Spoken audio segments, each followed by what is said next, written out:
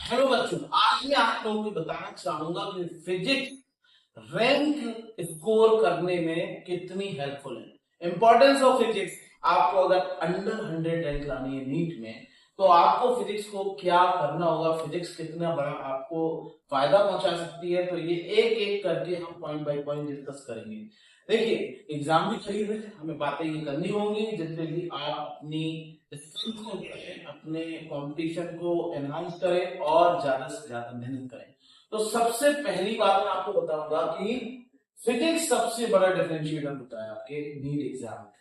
देखिए, ऐसा है कि बायोलॉजी में अच्छी स्कोर कर लेते हैं, बायोलॉजी में अगर अच्छा कर लेते हैं तो सपोज जैसे कि बायोलॉजी में आपका अगर 300 एबव आ गया, 320 एबव आ गया, ठीक है, तो क्या होता है कि उसमें आपका एक कॉन्फिडेंस लेवल बढ़ जाता है कि ठीक है, मैं नीट क्वालिफाई कर सकता हूँ। अच्छा, केमिस्ट्री में भी बच्चे 120 एबव 140 एबव ले आते हैं, अच्छा अगर कर देते हैं तो बहुत अच्छा रहता है। लेकिन फिजिक्स जो सब्जेक्ट है वो प्रैक्टिस का होता है।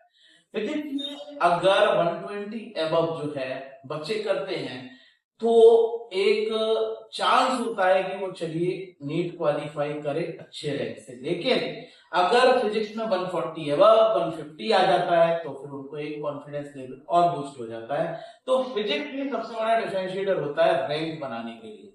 केमिस्ट्री, बायोलॉजी, इससे हम अपनी नीट की सीट सिक्योर करते हैं, लेकिन फिजिक्स से हम रैंक बनाते हैं। फिजिक्स सबसे बड़ा डिफरेंशिएटर है, याद रखिएगा। सेकंड क्या होता है कि रैंक फिजिक्स से ही जंप करती है, ये भी अगला इंपॉर्टेंट पॉइंट है। भाई क्या होता है कि रैंक कौन डिसाइड करता है? फिजिक्स।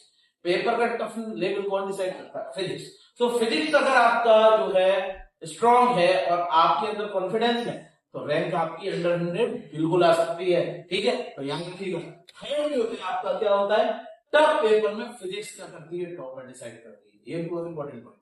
देखिए, ऐसा होता है कि जब पेपर टफ होता है तो हम लोग बायोलॉजी में ठीक ठाक, चलो बहुत अच्छा करते हैं, चलो केमिस्ट्री में बहुत अच्छा करते हैं ठीक ठाक, क्योंकि इसमें एक बहुत ज्यादा हमें प्रैक्टिस लेवल नहीं चाहिए होता है, हमें सिर्फ कॉन्सेप्ट क्लियर हो चाहिए जाता है। फिजिक्स में क्या होता है कि कॉन्सेप्ट के साथ साथ प्रैक्टिस भी बहुत जरूरी होती है।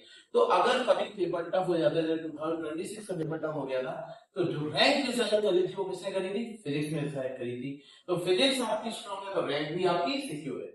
नेक्स्ट बताऊं कि physics accuracy equal to negative marking. एक बात, फिजिक्स में अगर हम गलती करते हैं तो नेगेटिव मार्किंग हमारी बढ़ जाती है, ठीक है ना। तो फिजिक्स की अगर हमारी एक्यूरेसी होगी तो नेगेटिव मार्किंग हमारी उतनी नहीं रहेगी और हम अच्छा कॉन्फिडेंट फील करेंगे, ठीक है। लास्ट पॉइंट हम मैं आपको लेके आ रहा हूं कि फिजिक्स एक्चुअल में हमारा मेंटल स्ट्रेंथ डेवलप करती है।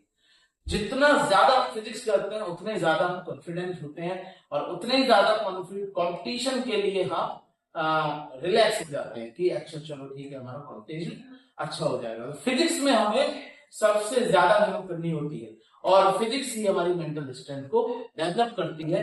मैं एक बार फिर से बोलूंगा कि बायोलॉजी अगर हमें रिजल्ट दिलाती है, अगर केमिस्ट्री हमें नीट की सीट सिक्योर करती है, तो फिजिक्स हमें रैंक दिलाती है। याद रखिएगा, फिजिक्स से ही रैंक बनाई जाती है।